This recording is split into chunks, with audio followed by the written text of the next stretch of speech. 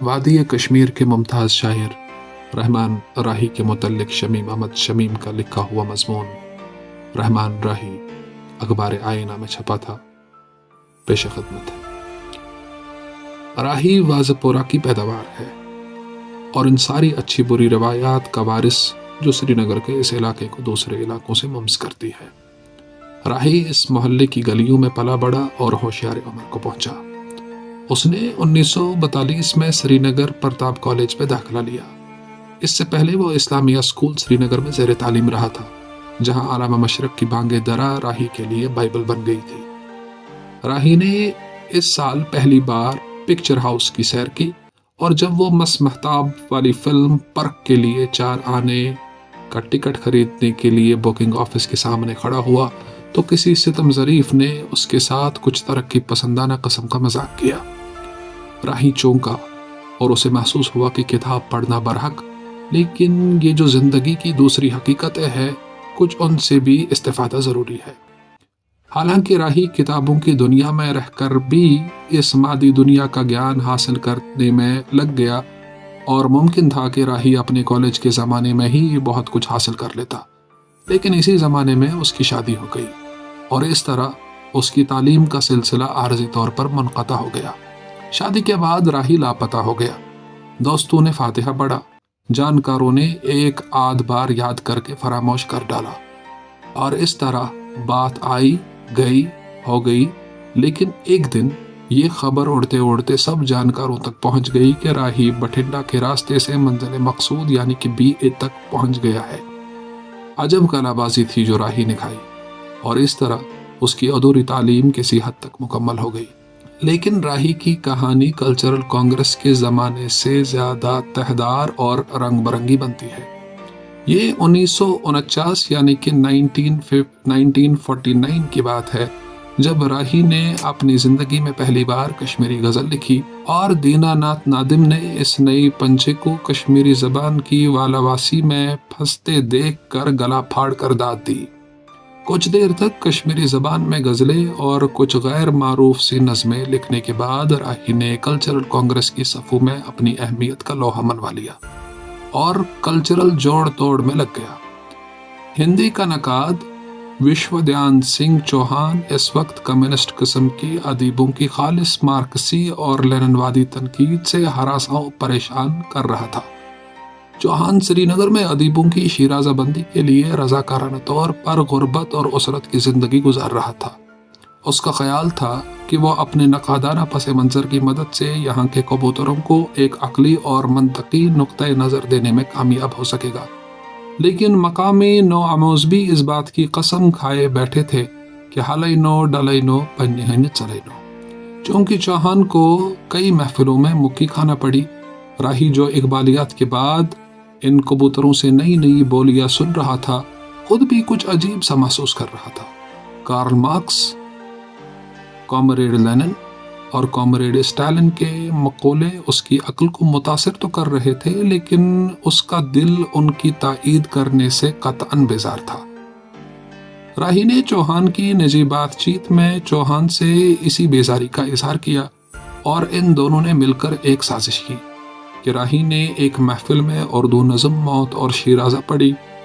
اپنے کامریڈ قسم کے نقاد اس پر چاروں گونٹ لے کر برس پڑے اور اسے رجعت پسندی اور سامراجی ذہنیت کی ایک جیتی جاگتی نشانی قرار دیا۔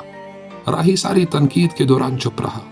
سودھان سنگھ چپ چاپ مسکرا رہا تھا، اور جب ایک ایک کر کے سارے شاعروں نے موت اور شیرازہ کو مطعون اور ملعون قرار دیا تو راہی بڑی شرافت اور معصومیت کے ساتھ گردن کو دائیں طرف ذرا سا خم دے کر اٹھا اور بولا، جناب صدر، میں خود جانتا ہوں کہ یہ نظم مطعون و ملعون ہے، اس کی جتنی مذمت کی جائے کم ہے، لیکن آپ کی اطلاع کے لیے عرض کروں گا کہ نظم میری نہیں بلکہ آپ کے چہتے ترقی پسند اور امن پسند روسی ادیب میکسم گورکی کی نظم کا ترجمہ ہے، اور آپ کے قبلہ کعبہ اور اندیکھے رہبر کامریڈ اسٹالن نے اس نظم کو ترقی پسند اور امن پسند اور موت کی قوتوں کو شکست فاش دینے کی انسانی خواہش کا مظہر قرار دیا ہے۔ راہی اتنا کہہ کر بیٹھ گیا اور ان جملوں کے وزن سے یہ کامریڈ قسم کے نقاد بھی یوں سمجھ لیجئے کہ چاروں شانے چت ہو گئے۔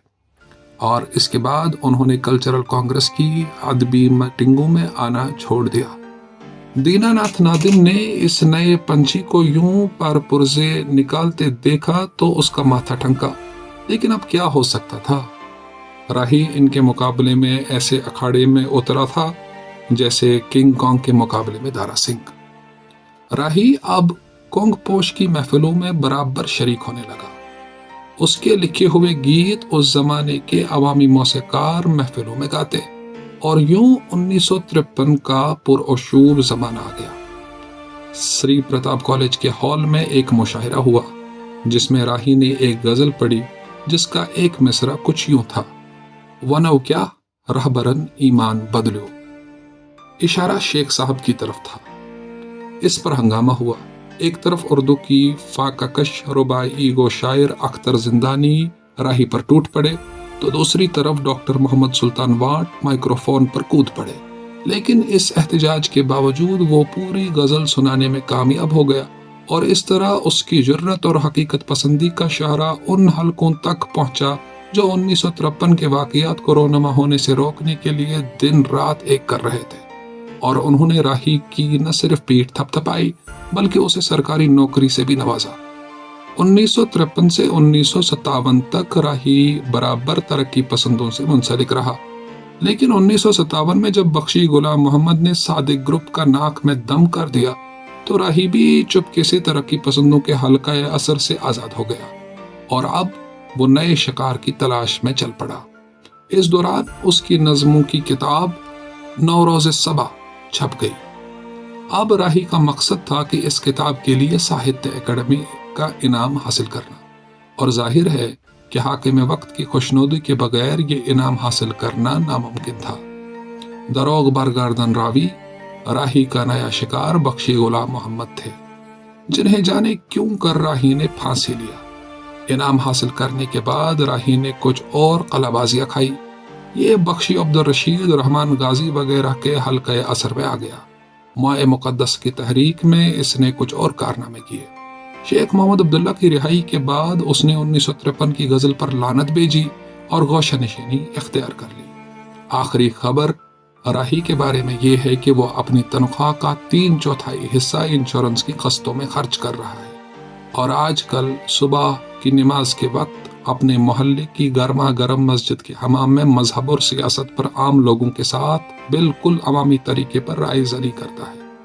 یہ بھی پتہ چلا ہے کہ راہی نے اب لفظ ہاں کی افادیت کو تسلیم کیا ہے، اور وہ ہر آدمی کی بات پر ایمان لا کر ہاں کہتا ہے، اور اس طرح اپنی عمر کا 40واں سال پورا کر رہا ہے۔